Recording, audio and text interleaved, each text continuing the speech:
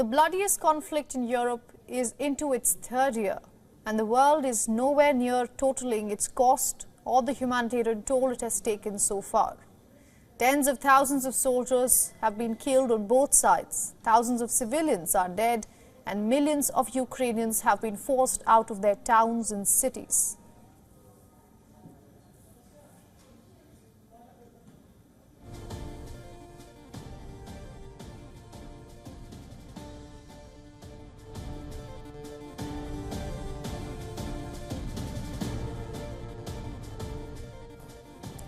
Ukraine is exhausted, no less in the face of splintering international support. In an election year, United States is busy arguing along partisan lines over the need to continue its military lifeline to Ukraine.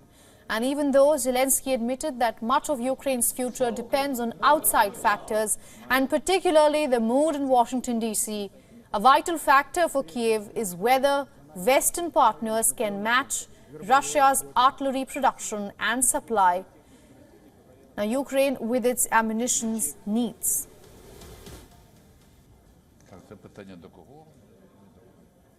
Speaking at the Ukraine Year 2024 forum in Kiev, the Ukraine defense minister stressed that each delayed aid shipment meant Ukrainian troop losses, and even as he underscored Russia's superior military might.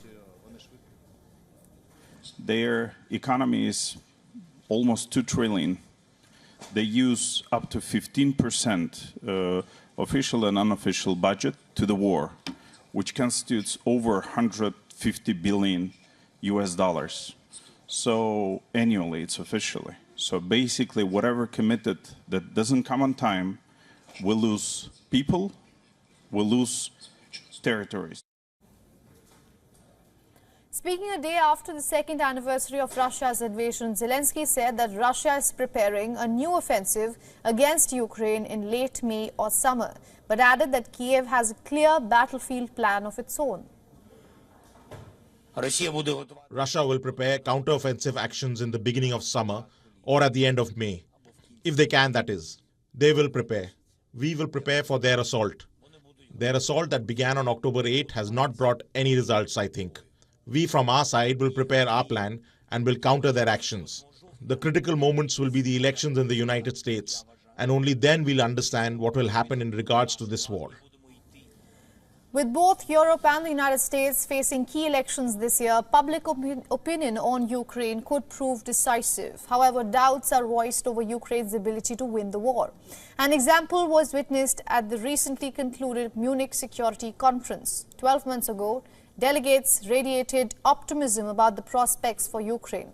The West vowed to back Kiev in its war with Russia for quote-unquote as long as it takes. That optimism was replaced with an air of prevailing gloom this year. The questions are troubling for both sides. Can either side win the Russia-Ukraine war? Who is benefiting from the conflict? And where will Vladimir Putin set his sight next? To take this further, we are being joined by Matthew Droin, live from Washington, D.C. He's a visiting fellow at the Center for Strategic and International Studies. Mr. Droin, thank you so much for joining us here on WION. I want to take you back to a quote from February 2022. Then Chairperson of the Joint Chief of Staff, General Mark Milley, had said, and I'm quoting him, Kiev could fall within 72 hours if a full-scale Russian invasion of Ukraine takes place. It has been 2 years, Mr. Droin. Do you think Ukraine just defending itself from Russia is enough at this stage? Well, at least for the good, the quote has been proven wrong by Ukrainian bravery, and I think as Volodymyr Zelensky just said recently, Ukraine is in a much better position now, 2 years in the conflict, than it was at the beginning of the operation. And of course, the first days of the conflict have been decisive to put Ukraine on a path of resistance to Russian invasion. And so now, as we see where the conflict stands, is that we are in a so-called war of attrition. Now we see that Russia is back on the advance on the front line, but broadly speaking, there is no major breakthroughs, and this is pretty much a very undecided battle, and that is probably set to be here for quite a long time in the future. Quite a long time, you say, and the West has said it before, as long as it takes, they will support Ukraine. But we see what's happening in terms of the military and financial aid. The question is, how long can it actually sustain? Well, of course, and as you mentioned, there is this issue, this debate about the sustainability of the U.S. support, mainly because it has been the most decisive on the battlefield.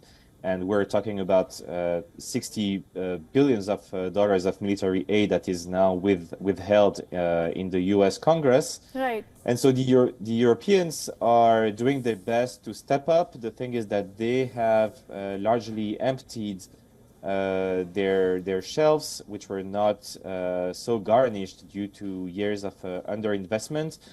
But I think there have been clear signals, even in the past few days. You have seen that the EU Commission president plus several heads of state were in Kyiv for the anniversary. Now, as we speak, there are dozens of leaders gathering in Paris to show that Ukraine fatigue is not there. There is still a commitment to support them. It's just that putting a whole continent with the 30s of countries on the war footing takes time. You need the industries to be back for production. And so, yes, this takes time. But I think war fatigue is not there in Europe, at least. All right. Mr. Dron, it's interesting you say that. But speaking of the West, it had positioned its sanctions as one of the weapons against Russia. But Moscow's economy is booming right now. This year, the country is expected to grow faster than the United States, Germany, France, or even the United Kingdom. Was this a miscalculation on West's part? Well, I think it depends if you see the glass half full or half empty. Of course, what you mentioned about Russia's economy is telling that sanctions alone cannot prevent Russian economy to progress.